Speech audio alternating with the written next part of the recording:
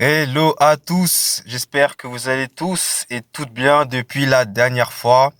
Alors je m'excuse déjà d'avance pour le décor, c'est vrai qu'il n'est pas idéal, mais je devais vous faire cette vidéo pour vous parler du match qui a eu lieu entre le Real Madrid et Manchester City et le match nul un partout qui permet aux deux équipes de rester coude à coude pour le match qui arrivera, qui sera à l'Etihad Stadium. Déjà pour commencer, j'aimerais dire que Manchester City a totalement surclassé le Real Madrid. Dès les premières minutes, les Sky Blues étaient vraiment dans la zone madrilène et mettaient à chaque fois le danger. Ça venait de partout, de chaque côté.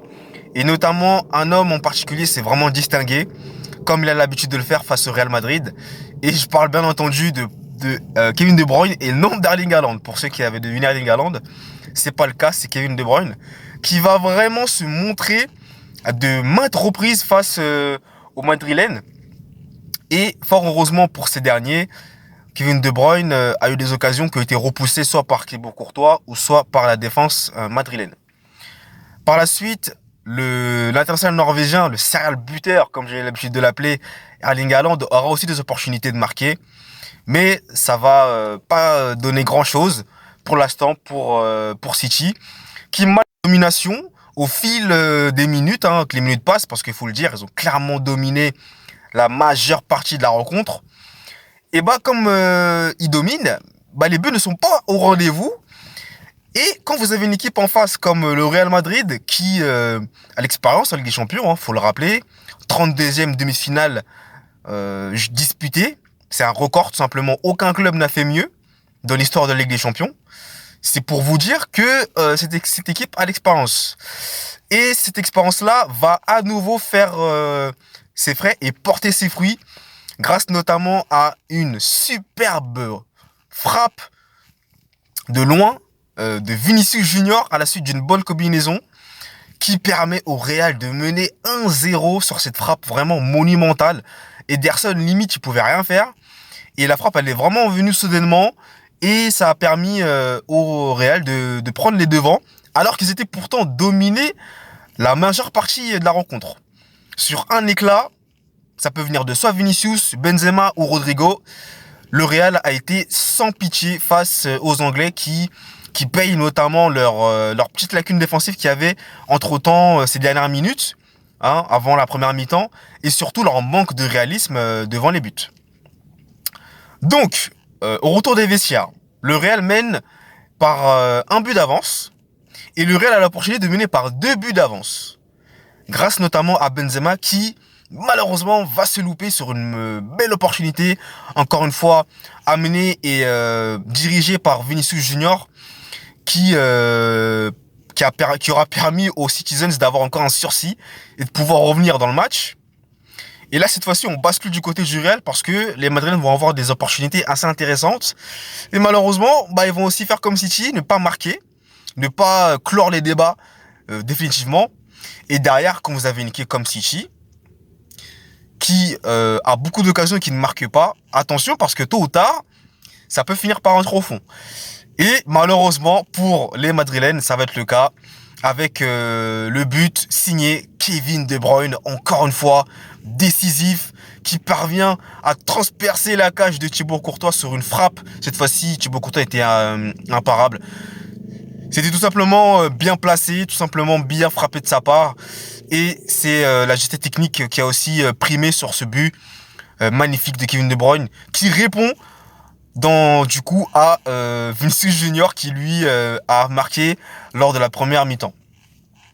Cependant, j'aimerais aussi revenir vers vous quelques instants sur une petite polémique par rapport à un ballon qui serait sorti et contrôlé par Bernardo Silva, il me semble, lui c'est bien ça.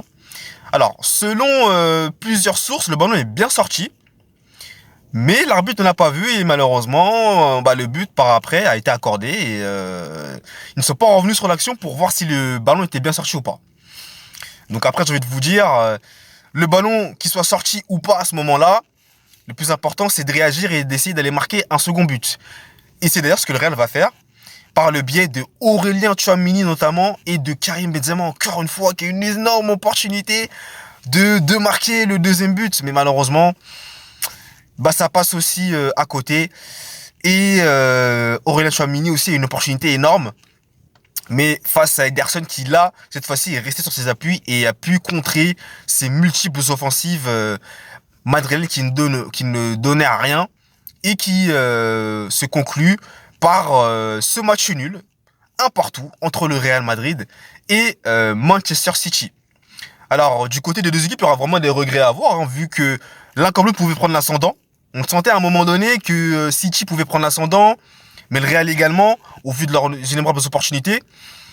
Tant mieux pour le spectacle, et j'ai envie de vous dire, tant mieux pour le match retour qui va arriver très très rapidement au sein de l'Etihad Stadium, où là, tout va se décanter, et on va savoir qui va partir en finale, soit le Real pour la seconde fois d'affilée, ce qui serait historique, et ce qui serait pas si étonnant que ça, vu qu'ils l'ont fait par 3 reprises, ou bien City qui repartira en finale pour la seconde fois de leur histoire, pour pourquoi pas décrocher une première Coupe d'Europe qui les fuit depuis de nombreuses années, et ça serait, bah écoutez, quelque chose de très très intéressant pour les Anglais.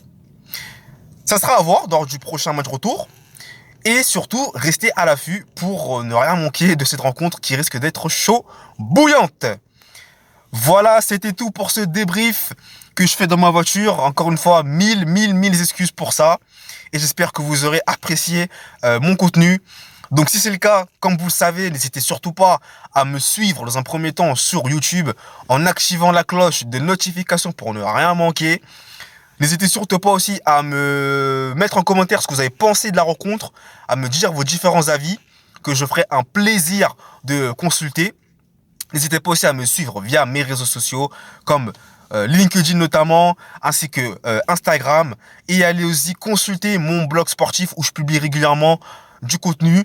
Et comme je vous le disais, et chose faite, chose due pas encore, mais chose faite pas encore non plus, je mettrai très prochainement mon blog sportif WordPress. Donc je vous invite très massivement à le consulter pour en voir davantage. Et surtout, oula, non, ça c'est un potion ça, excusez-moi. Et surtout, n'hésitez pas à aller consulter mon ebook 100% gratuit sur le domaine de la musique si vous êtes intéressé. Voilà, c'était tout pour cette vidéo. Moi, je vous remercie de l'avoir suivi et je vous dis à la prochaine pour un prochain débrief vidéo que je me ferai un plaisir de faire avec vous en votre compagnie. Comme vous le savez et comme j'ai l'habitude de le dire, prenez toujours soin de vous. C'est très important et je ne cesserai jamais de le répéter. Allez, ciao!